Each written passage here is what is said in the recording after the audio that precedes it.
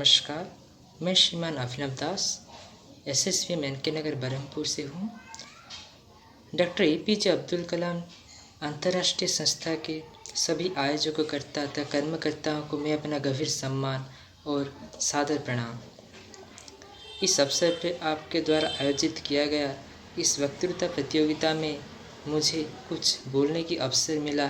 भारत की महान राष्ट्र नायक भूतपूर्व राष्ट्रपति डॉक्टर एपीजे अब्दुल कलाम जी के बारे में मैं इसलिए आपका आभारी हूँ। आज के लिए आपका जो विषय वस्तु है डॉक्टर अब्दुल कलाम जी की लिखी हुई अग्नि की उड़ान और विंग्स ऑफ फायर कैसे आज के युवाओं को, कैसे आज के बच्चों को प्रेरित करती है। उनके लाइफ, उनके जीवनी तथा उनके जीवन के घटी हुई हर घटना से इसी बारे में मुझे बोलने का अवसर मिला, इसलिए मैं बहुत अपने कृतार्थ मानता हूँ। मैं आज वही राष्ट्र जननायक के बारे में बोल रहा हूँ जिनका जन्म हुआ था तमिलनाडु के रामेश्वरम में। एक नौचालक और मस्जिद में नमाज पढ़ने वाले जैनुलाब्दीन, एक सुगृहिणी आसियाम्मा जी के कोख से जन्म लिए थे 1931 अक्टूबर 15 तारीख को, जिनके 4 भाई और एक बहन थी। छोटे समय से वो बहुत होनहार और बुद्धिमान थे, जो कि अपने शिक्षा समाप्त करने के बाद भौतिक शास्त्र में स्नातक करने के बाद एयरोनॉटिकल इंजीनियरिंग में अपना भविष्य करने के लिए सपना देखा था और छोटे समय से आसमान में उड़ने की उनकी बहुत इच्छा थी, जो वो पूरा करना चाहते थे। किंतु स्नातक के बाद जब उनका दाखिला होने वाला था मद्रास इंस्टीट्यूट ऑफ टेक्नोलॉजी में, पर उनके पास पैसे नहीं थे 1000 रुपये उसमें दाखिला लेने के लिए, क्योंकि उनके पिताजी तो बहुत गरीब है। वो छोटे समय से दारिद्र्य की गरीबी से गए हुए हैं। छोटे समय से अखबार बेचे, कैसे दे पाएंगे इतने रुपए उसी समय में। तो उसी समय उनके बहन अपने गहने और सोने को बांधकर उन्हीं पैसे से उन्हें दाखिला लेने के लिए कहा, क्योंकि उनकी बहन उनके भाई के एक अच्छा भविष्य चाहते थे। और कलाम जी के आंखों से आंसू निकल गए और उन्हें अपने बहन को एक शपथ दिया था कि वो अपने नौकरी के पैसे से उनका वो चुका देंगे। और उसके बाद वो छात्रवृत्ति से 3 साल तक पढ़े और उसके बाद इसी समय एक प्रकल्प की उन्हें सौंप दिया गया था उसका नक्शा प्रस्तुत करने की, जो कुछ परेशानी के समस्या के वजह से वो ठीक समय पर नहीं कर पाए थे। इसलिए प्रोफेसर श्रीनिवास उनके ऊपर थोड़ा क्रोधित हुए थे और उन्हें अगले 3 दिन के समय दिए थे। अगर इस 3 दिन में अगर तुम ना कर पाओ तो तुम्हारी छात्रवृत्ति को काट दिया जाएगा।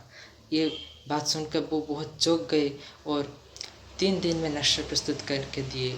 और इससे हमें जान पाते हैं कि कैसे वो प्रतिज्ञाबद्ध और संकल्प थे। और इसी समय में वो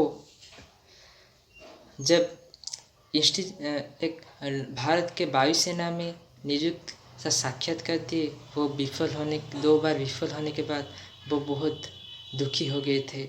इसी समय शिवानंद जैसे एक साधु संत का उन्हें साक्षात हुआ था, जो उनके गीता के 11 अध्याय के उपदेश पराजय के ग्लानि को दूर करके कैसे अपने लक्ष्य को पाना है, क्योंकि अपना किस्मत तो वो लिखी हुई क्या होना है।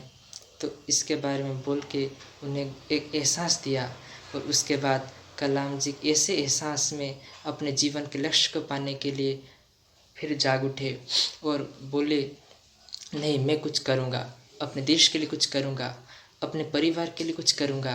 उसके बाद वो